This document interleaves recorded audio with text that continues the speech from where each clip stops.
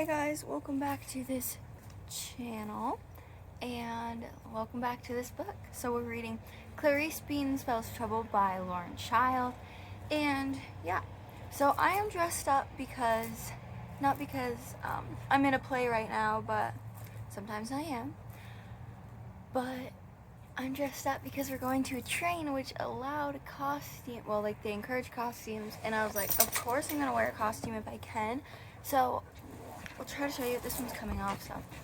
But, belts, this. It's really hard to get the whole gist of the look without seeing the whole look. But this is just a scarf, wearing a tank top, overalls, belts, lots of scarves, and jewelry, and like little earrings. Anyway, the reason I'm wearing this, because, and I'm dressed as Eurydice from Hades Town. This is the best I could do, y'all. So, that's that. Would wear black overalls if I had them, but I haven't gotten any yet, which I do want. It's on my list. Anyway, Clarice Spells Trouble by Lauren Child. Page 144. Chapter 15. And we're just kind of having problems with Carl Renberry and Clarice. They're kind of still having troubles with their relationship, but hopefully we can figure it out in the next few chapters. So let's do this. Can lying ever be quite a good thing? Mr. Washington is encouraging us. I already messed up. Mr. Washington is encouraging us to write down the main events of our lives. He says it doesn't have to be the big stuff that makes interesting reading. He says sometimes the tiny everyday details of our day are what is fascinating. Maybe he is right. I tell him a typical morning in our family is, "Help! Someone stole my shoes. Meinel's eating an earwig. Dad, Fuzzy's fallen in the toilet." Dad doesn't even blink at the time in the morning. He just says earwigs are very nutritious. Mr. Washington says, "Doesn't your dad's response tell you a lot about what kind of man he is?" Yes. I say yes. He's the sort of person who does not want to fish a cat out of a toilet. Mr. Washington says, "Yes, that's true, but he's also unflappable. He's not going to let an earwig upset him. I bet he's the kind of man who is good in an emergency." This is true. When Granddad locked himself in the bathroom by accident, Dad was very calm about it and immediately, right away, went to call Uncle Ted, who is an expert at getting people out of bathrooms. Even though Uncle Ted couldn't get there for 42 or so minutes, Dad said it would all be all right because Granddad was in the best place a man with a weak bladder could be. That's awesome. Dad even got a ladder out and managed to hand Granddad a few cookies through the tiny window. So you see, Mr. Washington is right. Dad is not a flapper. I write all this down because Mr. Washington has made me realize it is much more interesting than I had first thought and might be good in a story. I notice that Carl is not writing anything, and I am getting a bit fidgety in case Carl will do something like what happened before. Mr. Washington says, "What's up, Carl?" Carl says, "I'm not going to write anything about my private life." When he says this, all the class goes quiet. Mr. Washington says, "No problem, Carl. So make something up. Write about the private life you wish you had. I don't know anything about you, and if you told me you were from planet Zoot, how would I know?"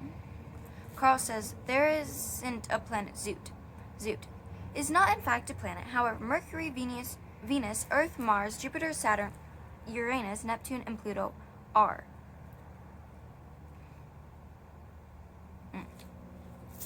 Mr. Washington says, "See, there's another thing I didn't know. I'm learning all the time." Carl really likes this idea and he ends up writing something really good. Later, Mr. Washington reads it out loud to the whole class as an example of good writing, and I notice that Carl is trying not to look pleased, but I can tell he is. His story is all about his dog and this old man who this boy is trying to train to have manners, but the old man and dog have been hypnotized by this scary woman with glasses and feet like trotters because she's trying to take over the world by making all the dogs in the universe bark at once and cause everyone to go crazy. It's very clever, and I know at least some of it is true. If you didn't get it, Mrs. Wilburton plays the dog with the serial woman with glasses and trotter's feet, and then Cement is the dog in the story, and then the old man is the granddad. If you didn't catch that, I'm sure you did. Mr. Washington asked all of us these questions about Carl's story and asked all of us what makes it so good and what did everyone like about it. And Susie Woo says, it's very clever because when there is a lot of noise, like barking, you can't hear yourself think and can't listen to anyone either, and that's when you feel like you're going crazy. And if everyone went crazy, you would, of course, take over the world. I want to say something, but I feel awkward now that Carl doesn't like me, so I just keep my mouth shut. Noah says he likes the character of the scary woman with trotter feet, and Carl looks really pleased and smiles slightly. And I wish I could have been the one to say it. I'm just saying. Oh yeah, it's not long. At home, I'm thinking about writing and how you can make anything up, and you can also use things that really happen but make them a little different at the same time. So some things are real and some things are invented, but who knows which? I once saw this movie where this woman just made everything up. Everything. And people believed her and they liked her, so it was sort of okay. They weren't bad lies, they were just funny ones. You see, what she did was just invent things, and it just made her seem more exciting. And this man fell in love with her because she was such an interesting person. And even though she didn't do all these interesting things she said she did, it turns out she was still interesting because she thought of such interesting things. She says she's interesting because she's creative. Sometimes you don't get the chance to do all the things you dream of doing, but that doesn't mean you aren't a fascinating person. Surely if you can imagine yourself doing all the exciting things, then really that makes you more fascinating because you are using your brain to think it up. And that is really what the movie's about, traveling in your imagination. It's a bit like when you have a dream and you feel like you have actually done something like ride a horse even though you can't. So if I tell someone what it was like when I galloped around on a horse down a mountain in Holland, where I have never been, then surely that is fascinating because I've thought it up out of nowhere. When I get home, I see, okay, a side note to that, you can skip this, but that is something that all authors do. Even though it might be a fiction story, you can find a bit of their life in every piece of their work. I just think that's interesting.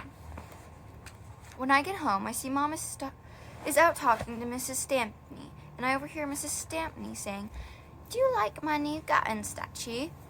It's a frog holding an umbrella, and I hear Mom say, "Yes, Marjorie, it's delightful." Which I, for a fact, know it is not the utter truth, because I heard Mom say yesterday she thought it was an eyesore. When I asked Mom why she told such a big whopper, she says because sometimes people's feelings are more important than what we really think. I say, so fibs are fine, so long as you can keep up with a good reason. As long as you can come up with a good reason. Toby. Mom says that this doesn't mean that fibbing is fine.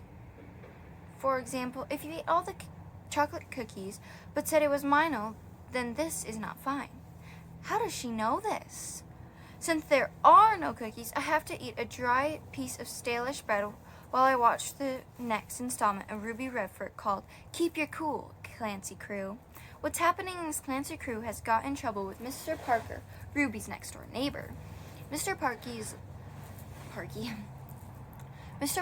is lividly furious because he has caught Clancy Crew in his flower bed trampling around on his roses.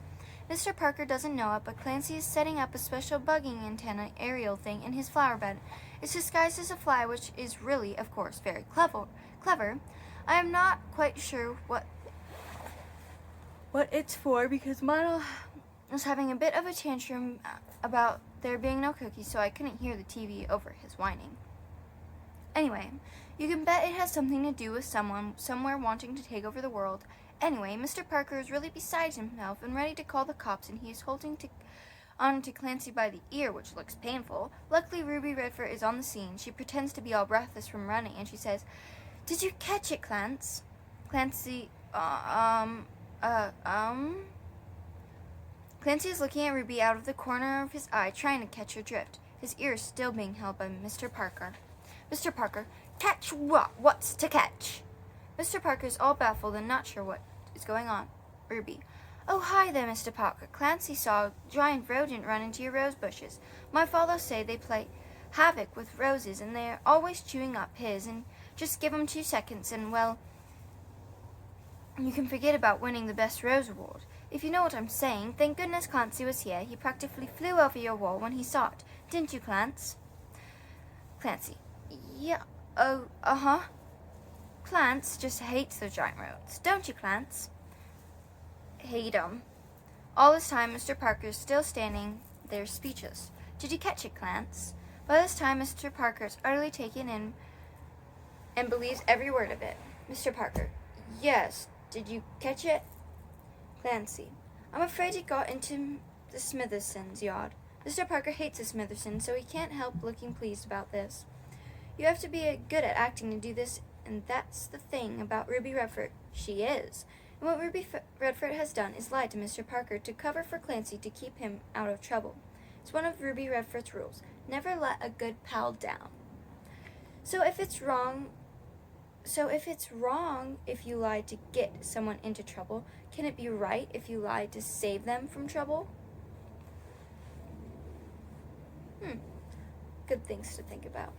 After the program, I have to do Mr. Washington's homework, but I realized I have not been reading eagerly, the dictionary lately, and I will be devastated, enormously upset, if I discover that my brain is devoid of, completely lacking in new spellings. So I've decided that I must be more disciplined, having more self-control, or I will just have to stand there in the spelling bee like a Dumbo, total numbskull. So what I decide to do is write my story for Mr. Washington, while at the same time keeping an eye on the I's, for example. I will try not to include as many interesting I words in my story as I can. I'm instantly inspired by the idea about inventing things in my imagination, also including information from everyday life. I will try to, I will not. Okay, anyway. I write the story about this girl called Macy Gruber, who is an ingenious secret agent. Even though she is only a schoolgirl with tangly hair, she's inconspicuous and not easily noticed because she lives in a normalish family with normal parents and has a really irritating younger brother who is about 5-ish. She has to share a room with him, which is a nuisance because he keeps interfering with her undercover investigations. I don't even know if you can hear me. I should probably get closer. And he is always causing her to get in trouble and incriminates her and makes her appear guilty even though she is never involved. Mr. Macy Gruber's granddad is always getting incarcerated and locked in the smallest room in the house, for example, the bathroom.